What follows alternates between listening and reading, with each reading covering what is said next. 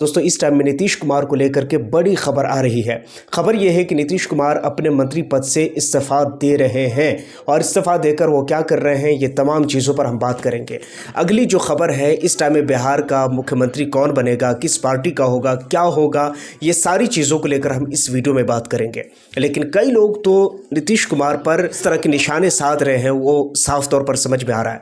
कई लोग कह रहे हैं कि भाई हम तो जीतना चाहते थे मुखियाई का चुनाव, बनना चाहते थे मुखिया, मगर गलती से प्रधानमंत्री बन गए, तो अब हम चाहते हैं कि प्रधानमंत्री के पद से इस्तीफा देकर और फिर से हम मुखिया बने। इस तरह की बातें लोग कर रहे हैं। सवाल ये पैदा होता है कि क्या सच में नीतीश कुमार ने अपने मन से, अपने दिल से इस्तीफा दिया है या किसी प्रेशर की वजह से इस्तीफा दिया है? समझेंगे सारी बातों को। सबसे पहले आपके सामने नीतीश कुमार का एक पोस्ट मैं आपके सामने दिखाना चाहता हूं, जो उन्होंने अपने ही अकाउंट्स पर, जो कि उनका ऑफिशियल अकाउंट है, उस पर उन्होंने किया है। पोस्ट में क्या लिखते हैं पहले तो आप देख लीजिए कि पिछले दशक से वगैरह वगैरह, आपका हम आभार है, आप हमारे आभार है, हमने आपके लिए किया, आपने मेरे लिए किया, हमने आपके लिए जान दी, आपने हमारे लिए जान ली। तो ये सारी चीज़ें हैं, लेकिन जो इम्पोर्टेंट बात है वो यहाँ से शुरू होती है।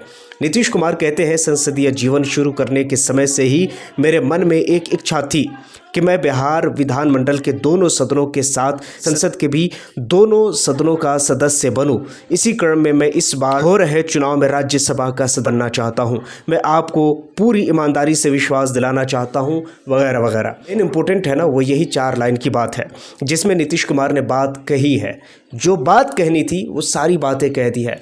अब देखिए, नीतीश कुमार कह रहे हैं कि मेरे दिल में इच्छा थी, मन में ये ख्वाहिश थी कि मैं सदन में राज्यसभा का सदस्य बनूं। ये उनकी इच्छा है। इस चीज़ को लेकर के आरजेडी के नेता इस वक्त तेजस्वी यादव क्या कहते हैं, उनको भी ज़रा सुन लीजिए। नीतीश कुमार ने पोस्ट किया कि वह राज्यसभा जाना चाहते हैं। हम शुरू से ही कह रहे हैं कि चुनाव के बाद नीतीश कुमार को बीजेपी के लोग मुख्यमंत्री की कुर्सी पर नहीं रहने देंगे। यह महाराष्ट्र मॉडल है जिसे रिफाइंड तरीके से बिहार में लागू किया गया है।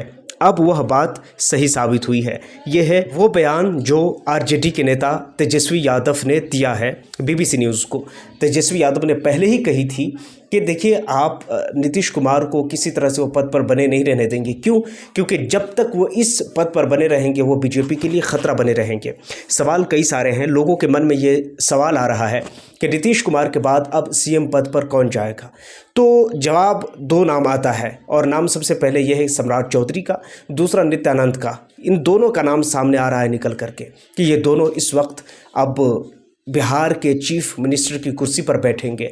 उसी के साथ नीतीश कुमार के बेटे का भी कुछ नाम आ रहा है। खबर आ रही है कि उप मुख्यमंत्री के तौर पर नीतीश कुमार के बेटे निशांत कुमार को लिया जाएगा। कई तरह के सवाल है जो इस वक्त मन में आ रहे हैं।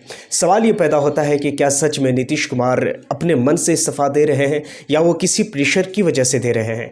कई सारे सवाल है, कई सारी बातें हैं। और जब से नीतीश कुमार इस वक्त सीएम की कुर्सी पर विराजमान हुए हैं, तब से लेकर अभी तक के, क्योंकि आपने देखा है लोकसभा के अंदर भी भारतीय जनता पार्टी को एक बड़ी सहारे की ज़रूरत थी, और उस सहारे के तौर पर एक चंद्रबाबू नायडू और दूसरा नीतीश कुमार बनकर आए थे, जिसको विपक्षी दलों के द्वारा वैसाखी भी कहा जाता था। वैसाखी बनकर के ये दोनों इस वक्त भारतीय जनता पार्टी की सरकार इन दोनों की वजह से बनी हुई हैं। कई तरह के सवाल और कई तरह की बातें आ रही हैं निकल कर, लेकिन सवाल फिर भी बदस्तूर वही है कि नीतीश कुमार क्या अपने मन से इस्तीफा दिए हैं या वो किसी प्रेशर या किसी दबाव में आकर उन्होंने इस्तीफा दिया है? कई तरह के सवाल है। ये तो खैर वक्त के साथ खुलकर आ जाएगा सामने कि सच क्या है, लेकिन इस टाइम में ये सवाल अपने आप में बेहद महत्वपूर्ण